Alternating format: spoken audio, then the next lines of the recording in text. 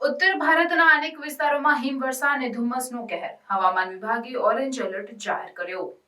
ઉત્તર ભારતના પહાડી રાજ્યો જમ્મુ કાશ્મીર, હિમાચલ પ્રદેશ અને ઉત્તરાખંડમાં સતત થઈ રહેલી હિમવર્ષાથી મેદાની વિસ્તારોમાં હાડકાં કંપાવી દેતી ઠંડી પડી રહી છે.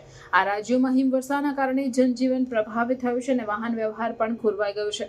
હિમવર્ષાના કારણે રસ્તાઓ પર પલળન વધી ગઈ છે, જેના કારણે અકસ્માતોનો ખતરો પણ વધી ગયો છે.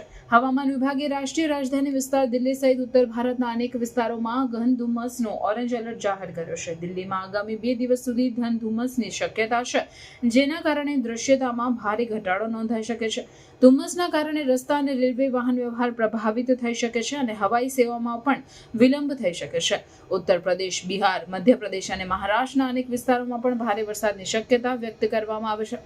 હવામાન વિભાગના જણાવ્યા અનુસાર આ રાજ્યોમાં આગામી 48 કલાક દરમિયાન વરસાદ થઈ શકે છે, જેના કારણે ઠંડી વધુ વધી શકે છે. વરસાદના કારણે નીચાણવાળા વિસ્તારોમાં પાણી ભરાવાની સ્થિતિ પણ ઊભી થઈ શકે છે, જેના કારણે જનજીવન પ્રભાવિત થઈ શકે છે. હવામાન વિભાગે લોકોને સાવચેત રહેવા અને જરૂરી સાવચેતી રાખવાની સલાહ આપી છે. ઠંડી અને ધુમ્મસના કારણે લોકોને ઘરમાં રહેવા અને બહાર ન જવાની સલાહ આપવામાં આવી છે. વાહન ચાલકોને પણ વિશેષ સાવચેતી રાખવાની અને ફોગ લાઇટ્સનો ઉપયોગ કરવાની સલાહ આપવામાં આવી છે.